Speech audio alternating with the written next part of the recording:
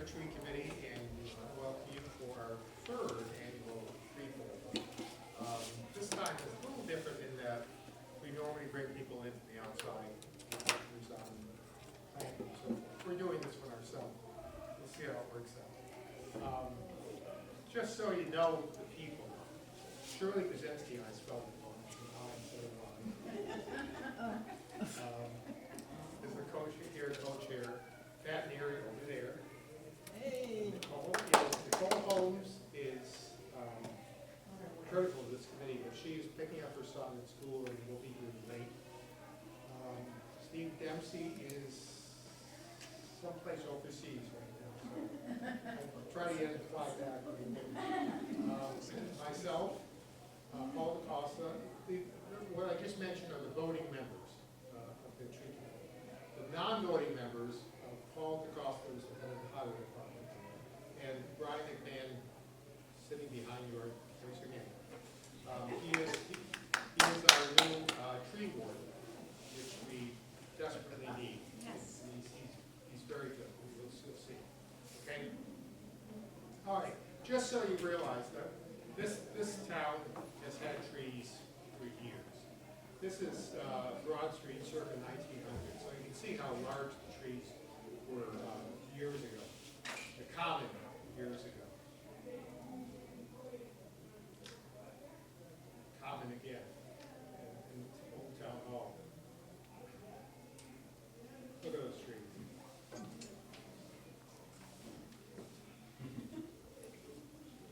No, really, the trees are there. They're trees, you know that. Pleasant Street. One-legged tree. My understanding is when these four trees were young, some young men, whether they were inebriated or not, tied them together and they grew that way. It obviously no longer exists, but PG&E don't have a farm. just a few shots of trees I took over the last few days, the last couple of weeks. Just gorgeous trees we have. We have so many, you sometimes don't realize how nice these trees are. On High Street. Look at that tree.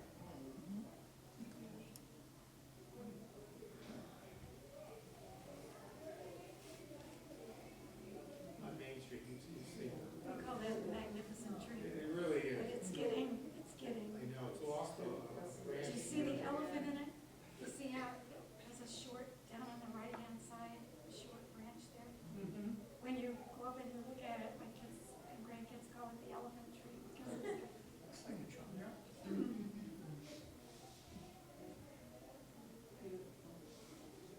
Main Street, tree line. As we'll mention later, much of Main Street was planted, trees planted by the Bridgewater Improvement Association, and they're just dying dead right now. We need to do more planting. those were the lindens, though, weren't they? Those were the lindens. It was planted to look like winter dare linden, right, in June. I didn't know that. Just a few samples of trees, and if you have any questions on them, Brian will answer them, because he and I went around taking pictures, and he knows it better than I do. So, I'm just gonna, most of these trees are around the college in the center of town.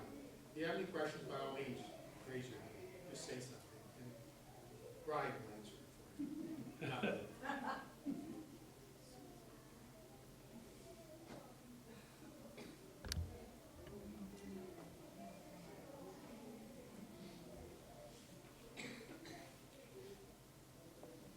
What is that?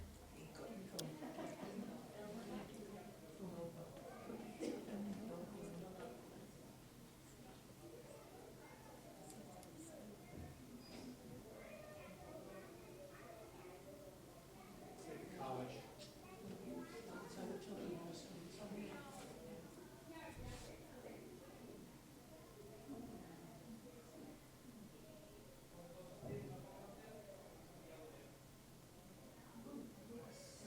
Not a good shot on Sunday night.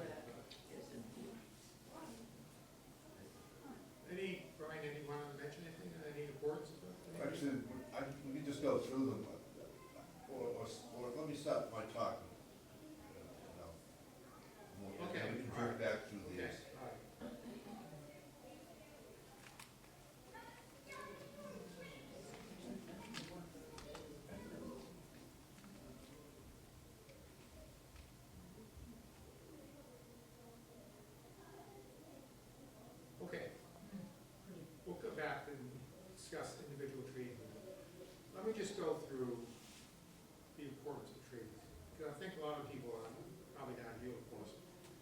don't realize how important trees are to just living around here.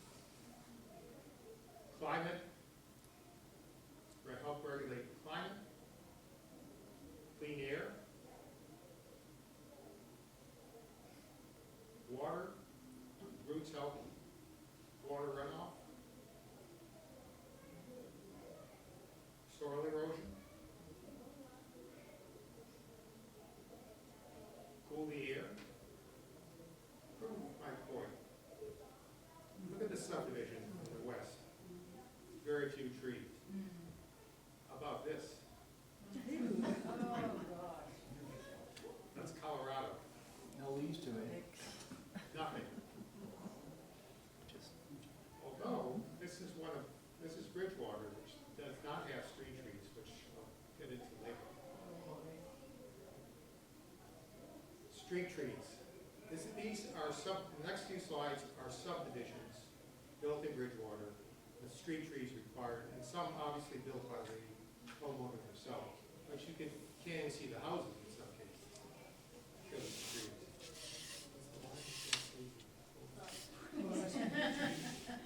All right. Again, a subdivision. Trees help buffer noise. I just came across an example of this. You've all probably been through Stone Meadow. Yeah. Stone Meadow is adjacent to Plain Street. Stone Meadow's off to the left. Those row of pines there were planted. And even though Stone Meadow's a nice place, it still buffers the entire development from the street. Wildlife. You want birds, squirrels, well, birds. You want trees, okay? You want trees in the yard.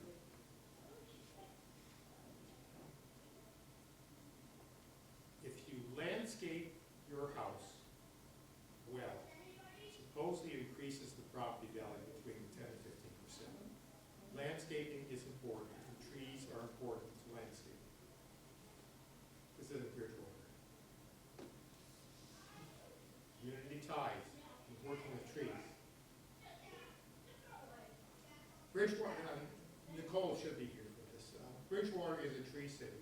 We've been a tree city for 3 years. We were years ago, and when the tree committee was established, we went for a tree city, which requires a number of things. In particular, an Arbor Day event, which we did, which Nicole set up. This is a couple years ago at the school, at the middle school. The tree behind her is the one we planted. And she had a contest for students to paint with the importance of trees. And her winner was in the DCR calendar. So we're pretty proud of it. 2 years in a row, we've been in the DCR calendar. Is that an Arbor Day calendar? What? Is that an Arbor Day It's calendar? a DCR calendar, they call it, they put it out every year. But what happens is that all the towns that perform on Arbor Day submit paintings and pictures and so forth, the students have done. And 2 years in a row, we've gotten into the main calendar, which is good. And this is tree planting.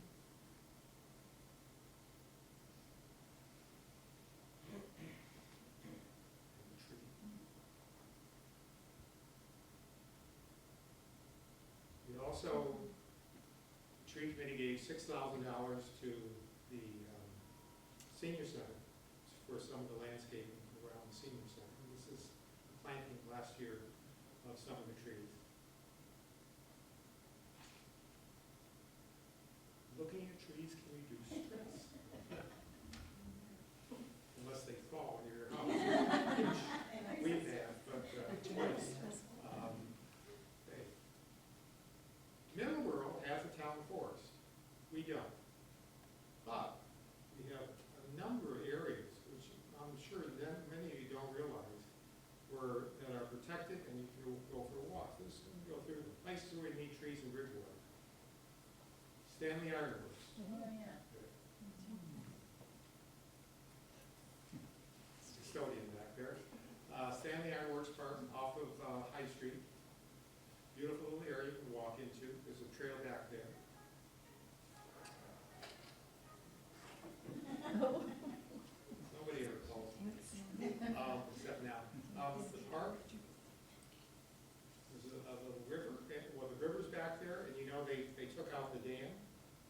the river flows straight through, and I believe, somebody correct me, it's, the river now is clear, except for one stop, anybody? No? I think it's clear now with this, maybe one other spot. Carver's Pond? I believe the college students cleared everything and put the trails in a number of years ago. But you can walk in park on Summer Street, walk into Carver's Pond.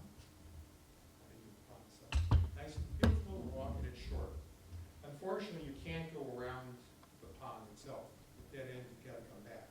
But it's still nice. They have benches out there, you know, look out at the pond, and you may see some ponds out there. So this is Bridgewater. Styles and Hart, which was just opened a year or so ago. Styles and Hart behind Roach Brothers. It's not finished yet. It's 70% done.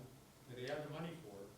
But there are trails in there now, and you can walk around the ponds. The ponds are not natural. They're man-made ponds from the Styles and Hart foundry, where they just dug the clay out for the making bricks.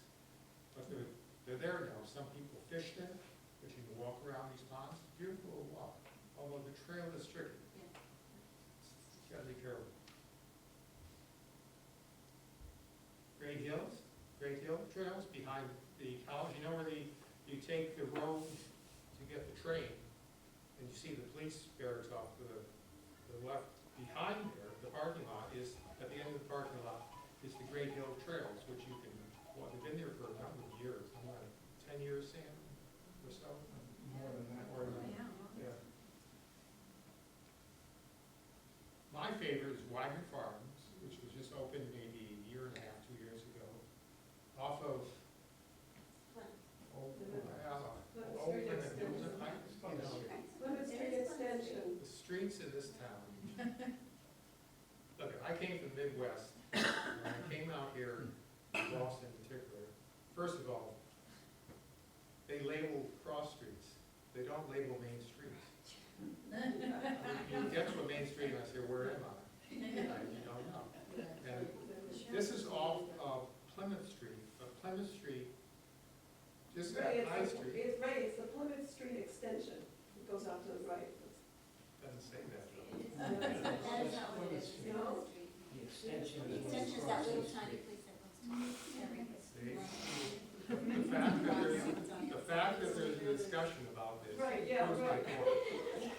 All right, anyway, seriously, Wyman Farms, it's tough to find. Once you find it, if you drive back, it's between two houses, a little paved road.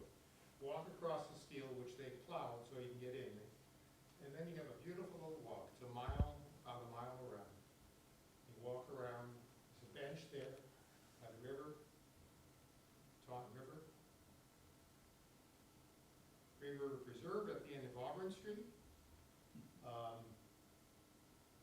not sure how long this has been in effect, but you can either walk to the, 2009. what? Said it on the clock, 2009. Oh. Get you some. Thank you very much. You can either walk in the woods or along an open path. Very nice. And both Wyman Farms and Great River is done by Wildlands Trust. They'll take care of it. Bridgewater Improvement Association. They've done a lot for this town, and Shirley, who was chair of that association for years, I want her to speak a few words.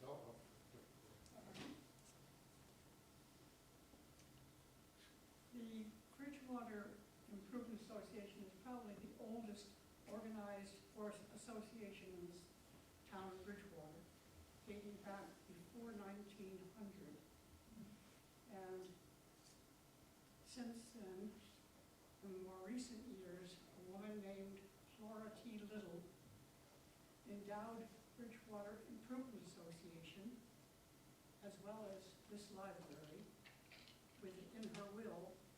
And with the money that the DIA has gotten, we've been able to invest in trees back in the year 2000. Actually, earlier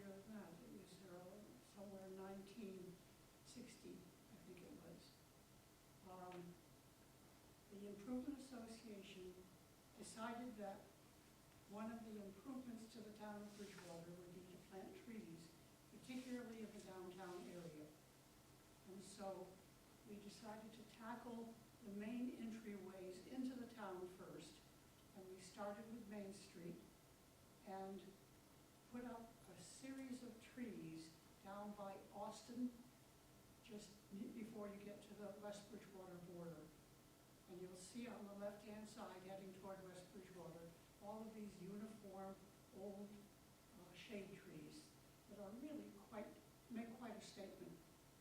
And then as you work toward the center of Bridgewater, we decided that we were going to plant specimen trees, trees that would stand out and people would recognize them at certain times of the year. The cherry tree became one of our favorite trees because it had a nice blossom. There were different varieties of it. We could get pink, we could get white, etc. And so we started planting many of the different cherry trees on both sides, north side, south side of Main Street. They happened to bloom in the spring, and it happened to be around graduation time at the college. And many's a person who would come through and say, "Oh, what a beautiful town," as they would head for graduation. So we added to that, and then we decided that we perhaps needed to look at varieties of trees, but to make a statement by planting several of the same variety together so that they stood out and didn't get lost in the shuffle of many. And now we are replacing some of those trees with newer ones because either old age or new diseases that have been discovered and are taking our trees, if not the climate itself, to say nothing of how we keep our roads safe for travel. And that has a lot to do with the death of street trees particularly. So in this process of working on Main Street, we then continued it and went on down Broad Street, and that's going north, Bedford Street going south, and we put them in different clusters so that, again, the idea was to make a statement. More trees of the same species attract more attention than alternate varieties. We also then decided that we should play around with landscaping and different designs. And so as you head down 104 toward Home Depot, there is a V in the road as you make a corner just beyond the police station. And Birch Street goes off in one direction and 104 continues. And so we planted a lot of trees in that area and then also planted some shrubs. So we had different varieties in terms of height as well as color and so on. This is it right here. What she's referring to. There you go. That's it. Yep. From the other side. And so that's Birch Street, Orange Street to the right, and then the trees and the shrubs. And we planted another one a little further down in a smaller triangle. There it is. And, yes, and then went on down, no, that's it. That's a fork in the road, three-way stop. And unfortunately, these shots were taken as the big trees' leaves were beginning to fall, so it doesn't look quite as pretty as it should in the spring. So once we got started on clusters of trees, we decided perhaps that we could also mix the trees with shrubs and give different heights and so on. All of this being experimental. Then we went over to the Plymouth Street side of town, and where you go into the rail station toward Great Hill, the border of the street there on Plymouth Street has a row of trees, probably off your seat. I'll get it, I'll get it. Where we used it as sort of a laboratory, and we planted a variety of trees, some of which had a rather poor history, such as the elm tree, you know, that we all had hit by the Dutch elm disease. It sort of wiped out elm trees all over New England. There are a couple of elm trees mixed in with these trees, along with some maples, and a variety. again, to try to test them as street trees, to see how they react to the salt on the road, to the traffic going on a busy corner. And so far, they've all survived. So we picked the right variety to put down there, and they're living, thank goodness. Then we took to deciding to pretty up our little park areas and cemeteries. And the cemetery that comes out down and separate where Plymouth Street goes off in one direction and you go through the college on Summer Street in the other direction. Beside the cemetery, or that is the cemetery, we planted rows of trees in both directions of that. And then there are 15 other varieties of trees throughout that cemetery that have, again, a variety.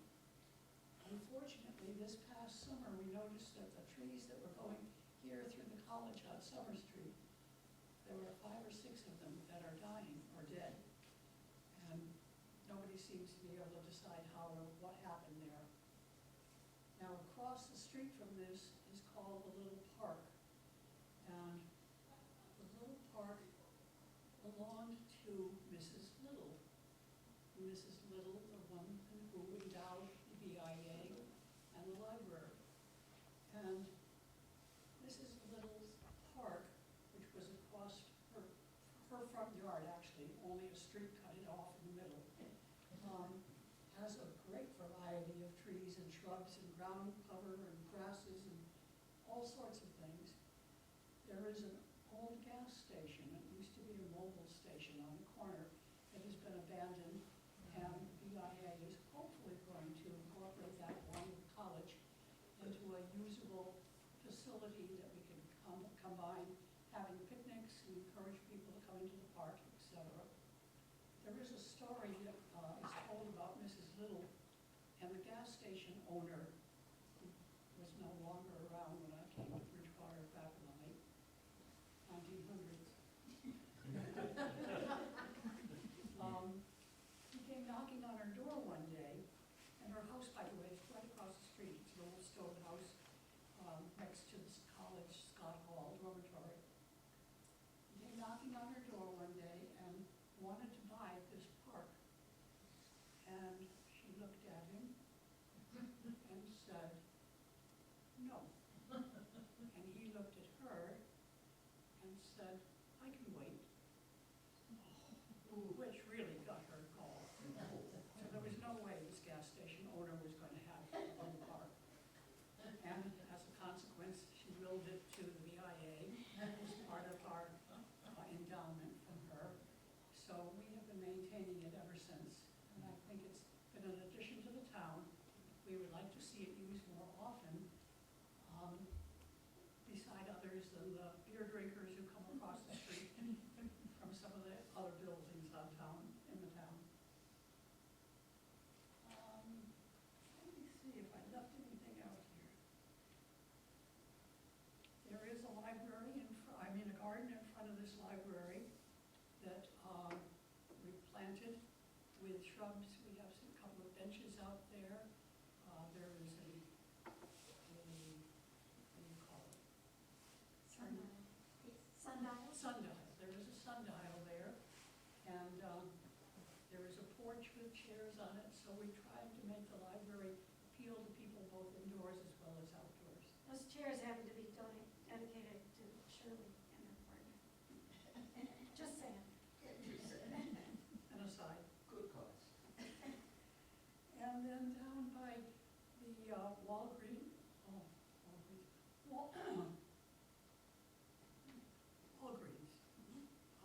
there's a parking lot in front of Walgreens, a store, and in front of that parking lot, there's a strip of plantings that we call the Dubin Park, named after Professor Dubin, who was a college professor.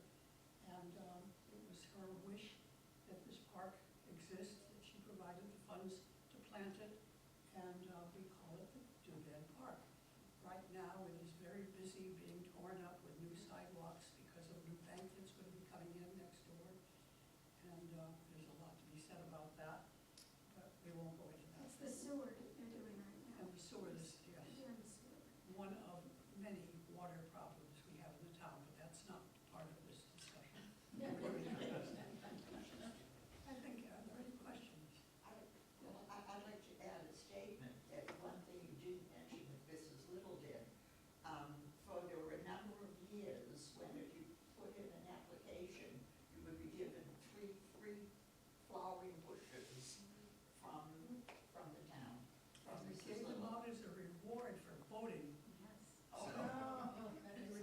it out if you went in to vote.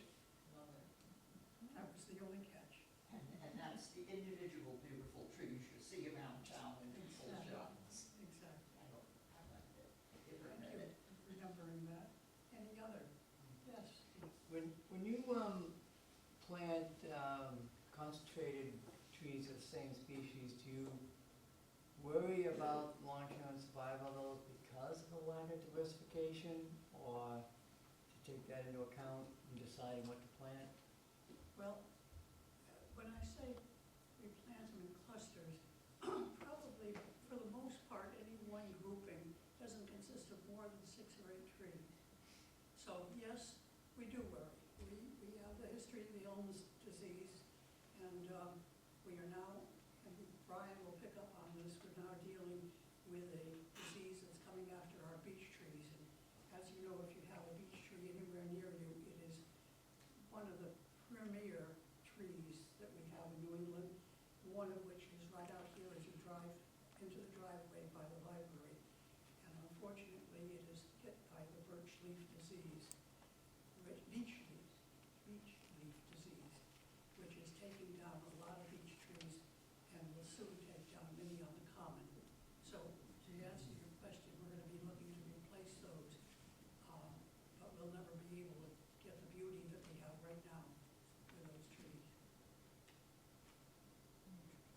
Anything else? Thank you. Anybody else? And thank you, Shirley. We have to make a transition between this and Brian's thing. It's simple but not simple, since I'm going to have to run upstairs and get the librarian. Let me just quickly go through this, then we'll go to Brian, because he's the main thing. There are laws regarding trees in this town. I just want to quickly go through it. Zoning laws, which was revised in 2024. The zoning does allow this town to determine landscaping and trees and so forth, and to try to preserve the topography. Mitigation is allowed. We have a mitigation plan presented to the town, which has not been acted on yet, but we hope it will be soon. Shade tree ordinance, which is also being revised. It regulates trees that the town owns, and if you haven't realized, street trees are not your trees.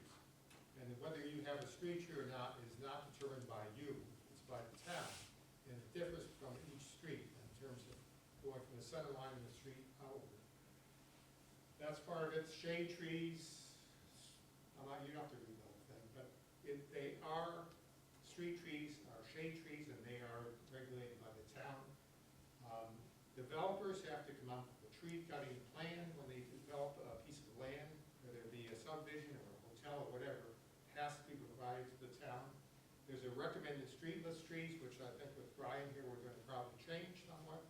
But we have a list of trees that we feel that are recommended for the town and for individuals to plant so that will be able to grow.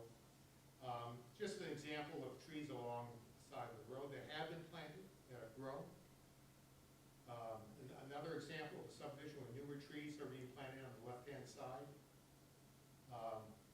You probably can't see this, that's unfortunate, but there are very young trees. This is off of North Street. There's one house there. There's going to be one other or two other houses in this subdivision.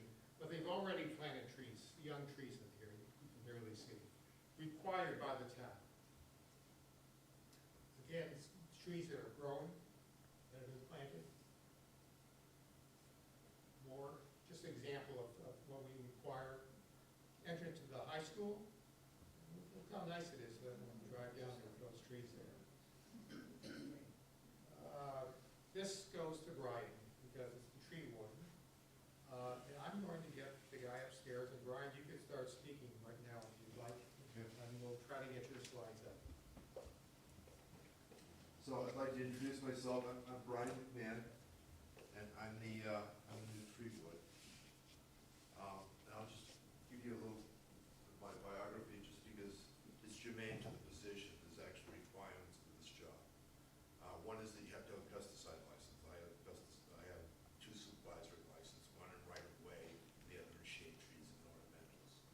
And I've been a commercial arborist for more than 50 years. And I'm an ISA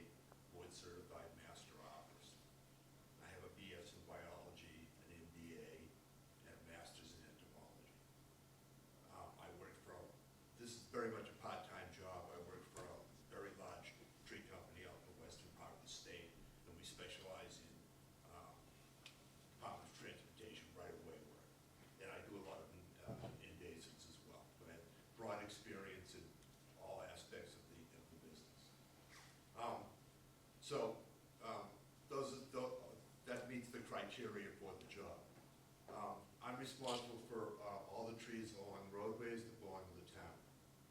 I can deputize other people to do work for us, but it's my responsibility to, well, I'm also track qualified, which means I'm qualified to determine if the trees are hazardous. That's also a specific qualification, something you take classes for and whatnot. It's a legal requirement. That's one of my concerns is you know, hazard trees along the streets. That's one of my primary concerns. And some of the things, the challenges that we're having right now, and one of the big ones in town is emerald ash borer. You're probably all familiar with it. It's a jewel. Oh, here we go. Thank you. That's magic. Right. It's like Disney World, you didn't even see me. If you're under 30, it's not management. So, this is what I'm responsible to, you know, managing the public trees. It's under Mass General Laws, Chapter 87. And I can deputize others to do work as I see fit. And I'm responsible for care plans and monitoring for hazard trees. And that goes to what I was talking about, the hazards that I see in front of the town right now. One is the ash trees that are dying. The emerald ash borer was introduced into Detroit around 2000, they believe, came in on packing material. It was probably just recycled and disposed of improperly, probably went home for firewood and was used as kindling. And that's the tale we see with it just repeats over and over again. But it's the biggest environmental disaster of our time. It's killed all the ash trees right across the country. If you have an ash tree in your yard, it's probably already too late to save it. But they can be injected. That's not practical for public trees, but if you had a large tree in your yard, especially at our age, it may make more sense to inject the tree and keep it around than remove it. For example, I have 4 enormous ash trees. I live right on the Taunton River. They're at least $10,000 to cut them down. I can inject them for a couple $1,000 a year. Just for my family budget, it makes more sense to preserve the trees as long as I can. But in general, we can't do that. And one of the things that concerns me is after about 3 years, when they're dead, they'll start to fall apart. You can see that now. You see ash trees that have already lost their leaves, and they have just a cluster of leaves around the lower end of the trunk. After about 3 years, they're going to start falling apart, and it's going to become a big problem. And they get to be very large trees. If you own one and it has to go, you want to make that decision sooner rather than later. They're cheaper to cut when they're green. As they start to decay, it becomes more difficult to do. So that's one thing that's going on. It's going to be a big budget for the town. We're trying to get the utilities to do as much of that as we can. And of course, homeowners are going to be challenged to get these trees. As I mentioned, it can be quite expensive. The other thing that's going on is beech leaf disease. We talked about the beauty of the beech trees. Beech leaf disease is kind of cryptic. It's a nematode. Came over from Asia, they think Japan. They don't know how it was introduced. They're not really clear on how it moves around. It kills the trees after about 6 to 8 years. The roundworm, the nematode, gets in the tree and devours the leaf tissue. These will be shriveled, smaller, fewer of them. The tree will starve. So it's 6 or 8 years at dead end. There's no solution to that either. There's no registered pesticides for it. You can't just arbitrarily spray pesticides. You have to spray according to how they're labeled. So there has to be documentation and research on using them first. And there's no protocol for beech leaf disease. Everything's experimental. So they're doing injections with a nematode decide. You can do an injection for it. And also they're spraying high phosphate fertilizers on the leaves to try to fry the nematodes when they're on the leaf buds. That's where they're moving to now. If they're in the tree, they'll be moving to the leaf buds. They'll overwinter there, feeding on the leaf tissue. They're hoping that when they spray it with the fertilizer, they'll get some control. But it's all hocus pocus. It's all just guesswork. I think if you have a tree and it's valuable to you, it might make sense to try it. Maybe you could slow it down and get it to last a little while longer. There may be a miracle. We have seen those sorts of things, like the way that entomophagia that was in the soil controlled gypsy moth. If you were experienced with gypsy moth, that was a surprise that it came along and controlled it for us. They introduced it 100 years before, thought it was useless, and all of a sudden it was like something like that might happen with beach leaf disease. And then specifically, one of the first things I looked at in the town was the town commons. Oh, these are different, this is beach leaf disease, that's typical symptoms, you can see the darkening of the leaves.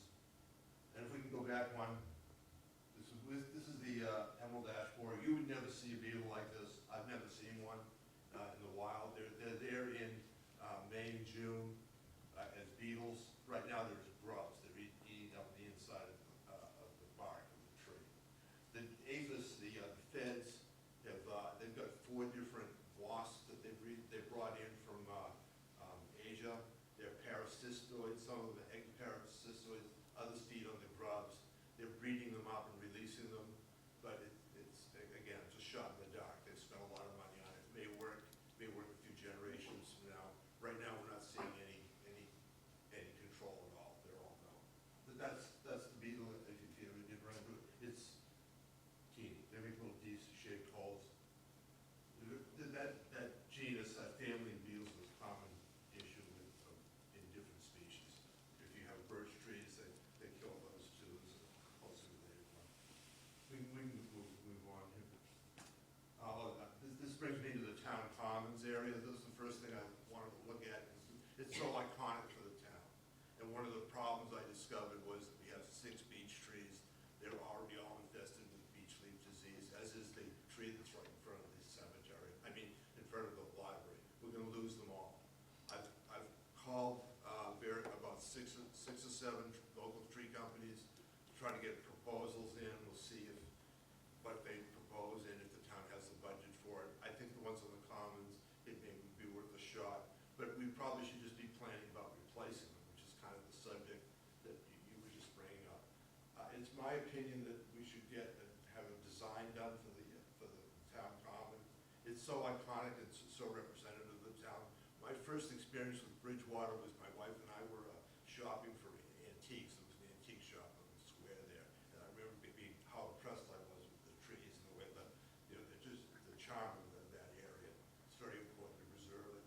But so I think we should probably think about getting a qualified landscape architect to take a look at and get a comprehensive design of the whole square, something that ties everything together as we start to plan.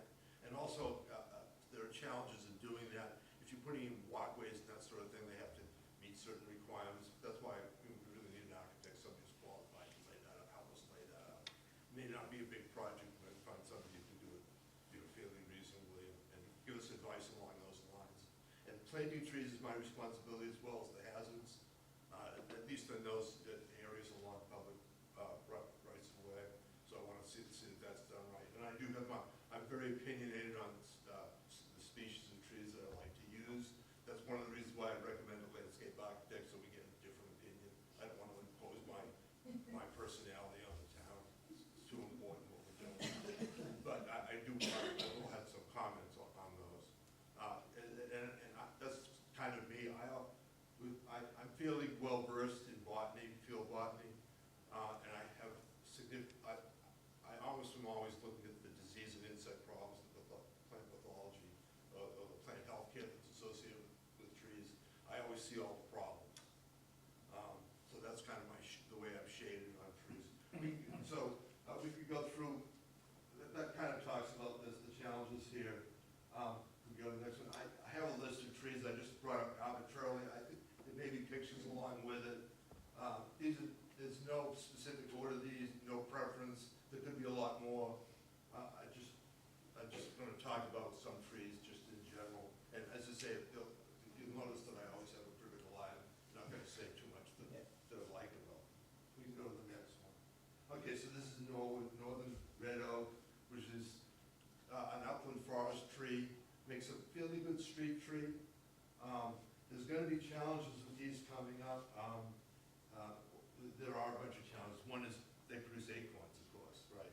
And what bothers me about that is if you're dropping acorns on the street nowadays, cars run over and they get crushed acorns. Now you've got wildlife coming into a kill zone. So that's what bothers me about them as a street tree. But otherwise, presently not too many disease issues, although oak wilt is a fungus disease is coming in from the mid-Atlantic states.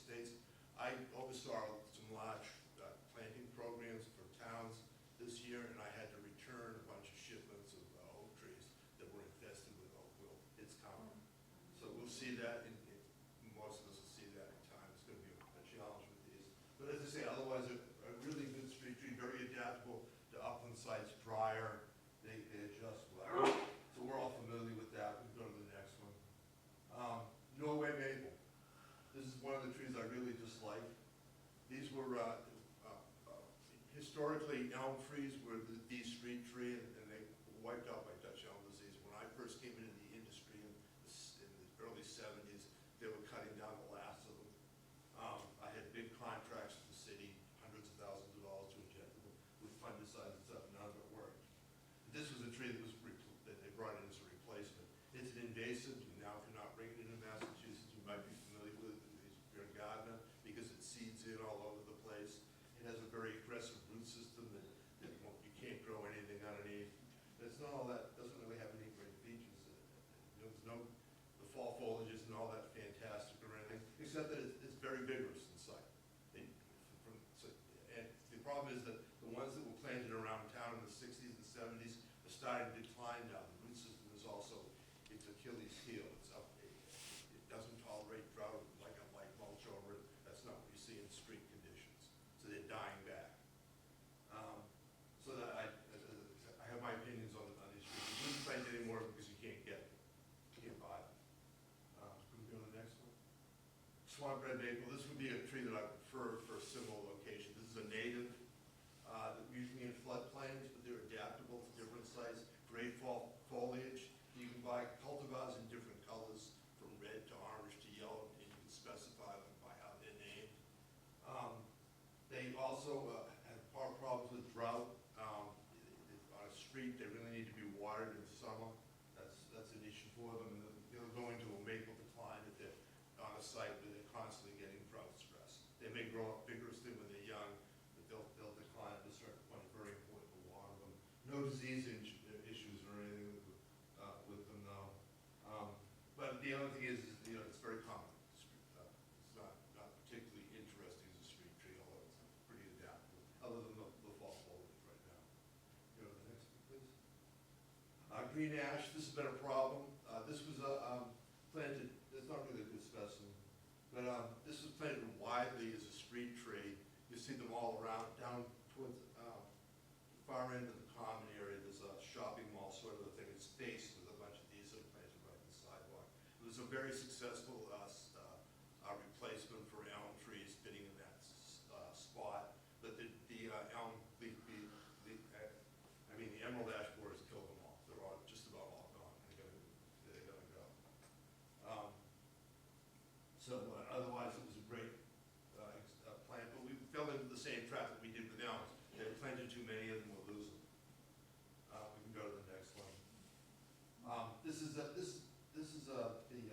locust. Now this is what's planted along the buildings and the sidewalk in front of all the commercial spots in the town common. It's very adaptable to that. It's a native to the mid-Atlantic states. The native variety would have these enormous thorns and produce huge bean pods. The bean pods are actually good feed for livestock and that sort of thing, but in an urban site, thorns and big, huge bean pods is a liability. So they've got cultivars that don't produce that. I don't really like, it's not one of my favorite trees. They tend to be weedy, and they'll root sucker all over the place. The ones that in the square have been aggressively pruned, which is not something we'd like to see. Hopefully we can change that. They're in good health though. Doesn't have any big disease issues. It's easy to manage otherwise.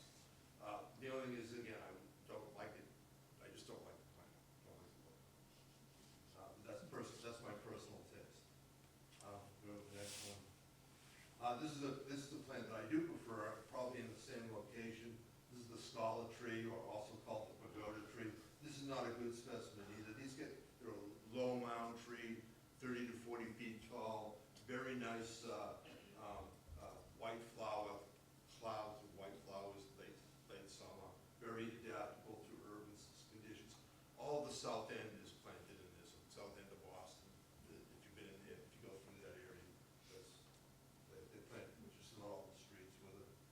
have some of these just coming out of the square too, they have been used. Very nice street tree. We can go to the next one. London Plain. This is also a great street tree. It's also being used around. This is a cross between the native sycamore and the European, closely related species. The native sycamores get anthracnose, fungus disease, and it causes witches' brooms, and usually causes them to be completely naked until about June, when the weather dries out a little bit. That fungus just, all you get is tongues, the very tip of them. They do get to be enormous trees, the natives, though. The native sycamores are some of the biggest shade trees you see around. I think there's one out in Sutherland, Mass, which is a champion, it's like 16 feet in diameter.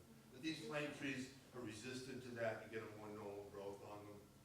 They're also resistant to canker that the European species would get if we plant them. They're, native to wetlands, and that's the sort of conditions you find out in the street. So that's a good adaptable species. The only problem with them is they produce a fruit, a nut like that, and that can live in the ground. Buttonwood, that's what Buttonwood Park in New Bedford is named for, the buttons. Of sycamores, closely related species. So we can go to the next one. But that's a good street tree. Now this is one of my favorite street trees. I would plant too many of these. This is a ginkgo. The lineage on these is 260 million years. They predate flowering plants by quite a bit. Almost dinosaur food, right? And it's a common motif in textiles and jewelry, and they have this wonderful fall foliage. The big ones that you see around in these old towns in this area usually came back as ship captains. If you see them in front of the antique houses, that's where they came from. They were part of the China trade, probably. There were some lovely ones in Taunton Center that they mismanaged. They just about the size they got up as they started to mature. The merchants, they were complaining about them up against their buildings. They got some fool that came in and topped them. That's the opposite of what you would do with a tree next to a building. You want to let it get up over the building. If you top it, you're forcing it to grow at the building. So it's just going to have a repeat problem. So there were repeat complaints. They cut them all down, put in crab apples, which are also the wrong tree because, for one thing, it's right in front of this merchant's building, so you can't see his display. And two, when you're walking down the sidewalk, it's in your face. You want shade trees up and above and over the street, not on the buildings. But that's an aside. This is an excellent shade tree, very adaptable. There are cultivars of this that survived the atomic bomb in World War II. Most universities will have them. Somebody had a real thing going where they were selling them to all the university landscapes, original cult, who knows, whether they were or not, but of the same lineage anyway. It's really great trees. They're kind of awkward when they're young, but as they mature, they get this great fall foliage. It's just really wonderful. That might be the last one. Oh, well, this is the bad news, and it's sort of off the subject, but it's a public service announcement. This is Japanese knotweed. If you're not familiar with it, it's known as the world's worst weed, most invasive plant. In the UK, and this is the reason why I bring it up. In the UK, you can't get a mortgage if this is on the property because it will destroy the foundation, break up the building. 3 years ago in Pepperell, Mass, a couple sued their contractor who had brought this onto the property. Got a judgment for $300,000. It was upheld at appeal, so that is now the law in Massachusetts. Now, I can lead you from one to the other. If you've got a liability like that, very soon we're going to find that you can't get a mortgage here if this is on the property. Also, you won't be able to sell property that's on it. Because that's the shape of things to come. So you should be aware, if you've got Japanese knotweed on your property, you should take a look around. It's quite ubiquitous. If you drive Route 24, there are banks of it both sides, all the way into Boston. It's taking over all those spaces. Mostly because there's legislation, those areas can't be treated with herbicides. That's the only way you control it. You cut it all dead. It has to be, to kill it, needs to be sprayed after it flowers. It flowers second week in August. And usually we say it takes 5 years to get removed. If you have it on your, the other problem is that it's almost ubiquitous in you have a landscaper bringing soil onto your property, he's brought recycled material. It's come in from places where all you need is a node, and you've got Japanese mountain. I just walked in through a multi-million-dollar neighborhood up in North Reading. Every single property that I looked at had Japanese mountain on it. So you want to watch out for this. If you're doing any landscaping, make sure it's better to use the soils you have on your property, not bring in any new problems. So that's why I mentioned that. This is going to be a big issue. It's another example of an invasive. It's kind of the theme: invasive species problems. The emerald ash borer and the nematode on the beach are also introduced species, introduced problems. And that's the end of my talk for tonight. Have a very nice speech. Yes. I have a question. You said that you're responsible for the trees on the common ways and the street trees, per se. And the utility companies come in and wreck them. Well, actually, the utility companies were terrible as far as the wrecking trees and the pruning techniques. I have to say that they've come up considerable. And usually the utility arborists are quite responsible.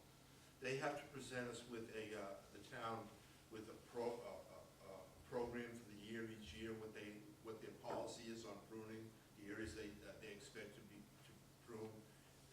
That's subject to my approval. We can raise objections on any specific trees, but if I don't object, they can go ahead and cut what they like, as they like. They're allowed to do that. Otherwise, all this, nothing else can be cut unless you talk to me. Because a certain place, like Summer Street, is terrible. Not all the They made a trees. C out of one tree. Yeah, not all the trees that are along, for instance, if it's along state highways, it's not under my authority, that's not a town property, those would be state properties. I'm not responsible for trees actually in parks. I went after the town common just because I thought it was so iconic for the town, that's why I brought that up. But I'm more responsible more broadly for street trees. They have to be on town property, and not in parks, specifically along roadways. Thank you. I have a question about, I'm thinking mostly of the trees on Main Street. I spend a lot of time walking up and down Main Street. And I live at the very last street in Bridgewater, Austin Street. When you come out of Austin Street, we have all the linden trees that were planted by the BAI years ago as Unterlinden, which is in Germany. And when they trimmed them off the back, and so they look horrible. They look pretty if you're right exactly underneath them. Is there any, The nice thing about linden is it's very tolerant of butchery. yeah, They- they're still growing. In Europe, they're very commonly pleached, that's the term for it, they'll cut them into very exotic and mystical forms, like castles, all sorts of crazy stuff. They're very tolerant of that. The only, there's quite a bit of linden on the common area there, to kind of get them to feel like it's a beer garden or something, there's so much linden, right? And maybe that's the way we should go, I don't know. That's why I think we should bring in a landscape architect. My only problem with lindens in general is that they get an aphid on them. The aphid will secrete quite a bit of honeydew, and you get an aphid infestation. It'll drip all over everything, and you get a mildew on it, black mildew, which you may have noticed if you've looked at lindens quite a bit. And also, because that honeydew is there, you get wasps and bees. Usually late season, they can get quite aggressive. You know how bald-faced hornets get and yellow jackets get into the season? They'll be all over those trees because they're coated with sugar. So that's one issue with them, and that sooty mold also causes quite a bit of staining. It's difficult to manage. So I don't really like the concentration of them because of that, but otherwise they're a great treat. The streets, they're very They're tolerant of beautiful. all the things we do. They're beautiful. Yeah, they're known as the noble tree or the lime tree, one of the names for it. They're lovely even in the winter with the Yeah. snow. Another thing that I worry about, because I've watched so much of the hacking of the trees, is because we still have wires in town. Yeah. So they hack them all up so that they don't get Keep them looking nice.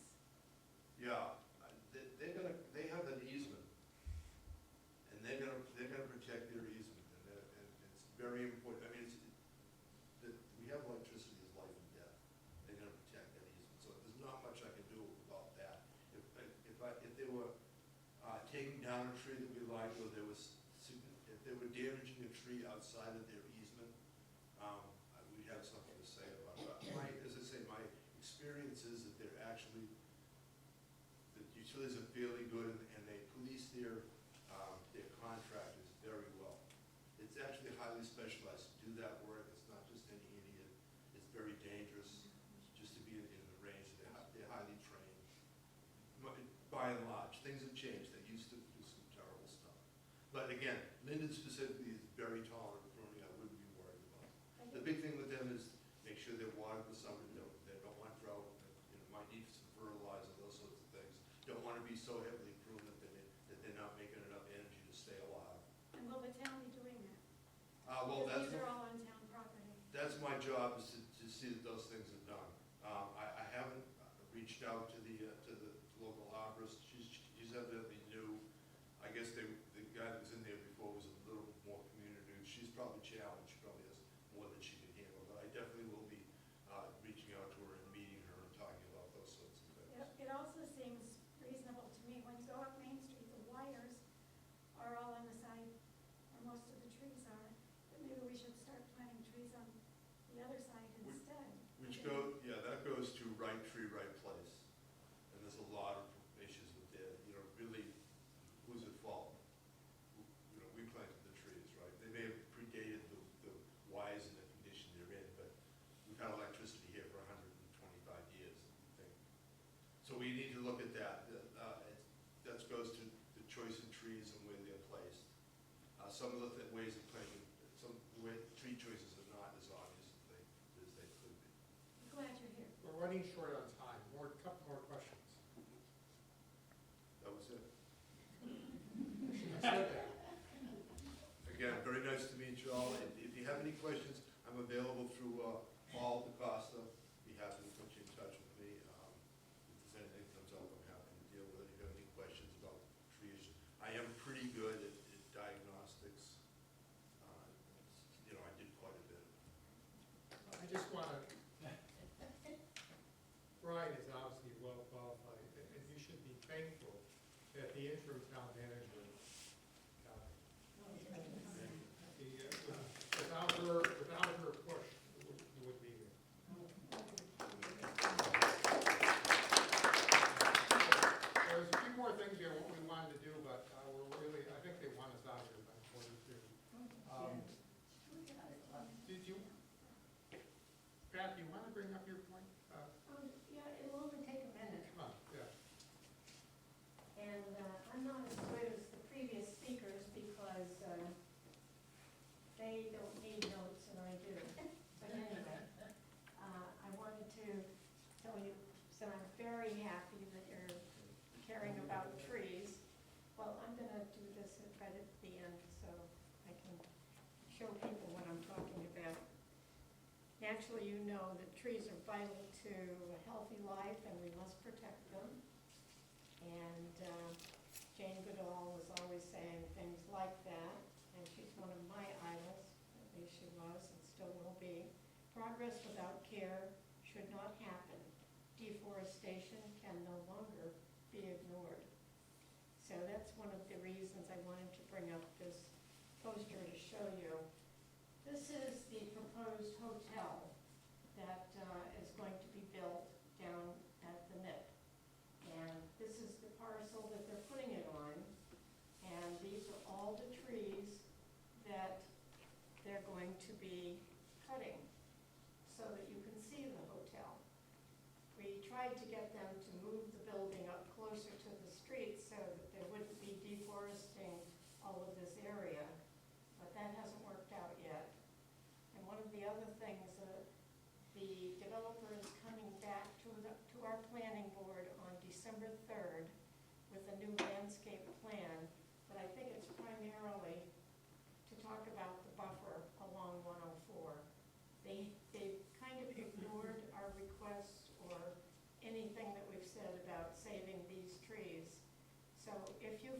like to try to support what the neighbors are trying to do to save these acres of trees. It's probably almost 5 acres of trees, which wouldn't really have to be taken down, except their desire to be able to see this hotel. So I have a yellow pad here. If any of you would like to be kept up to date and know about the next happenings, I'd like you to sign it before you leave tonight. Also, I have one other thing that Brian brought up about the aphids. And how many of you are familiar with the spotted lantern fly? That's our new invasive, not new, but new to us. It's moving into our area. And it has all of the same problems created that Brian mentioned about the previous aphid. You know, it damages and kills our trees and bushes. So we have to be aware of them coming into our area. They're in Connecticut, they're out in Worcester. Do you know if the spotted lanternfly is close to Yeah, us? it's actually been found in Bridgewater. They've been found. Well, we're supposed to kill them. I don't like to kill anything, but we're supposed to kill them. And I have little cards that I'd like you to take one on your way out tonight. It describes how to take care of them, what to do, just to kill them, I guess, and how to report them. So I'd appreciate it if you would take that. And thank you all for coming. Oh, Shelley? One of the things that might help in the distribution of that kind of information is to get to the landscapers. All of the professional landscapers that are in the lawns Oh, and so sure, on. yeah. If they were aware of what Yeah, to look that's for. hard, really. Quite hard. Just a Maybe couple Brian quick can things help at with the that. end. You know, Pat and her group is very involved in trying to protect the NIP.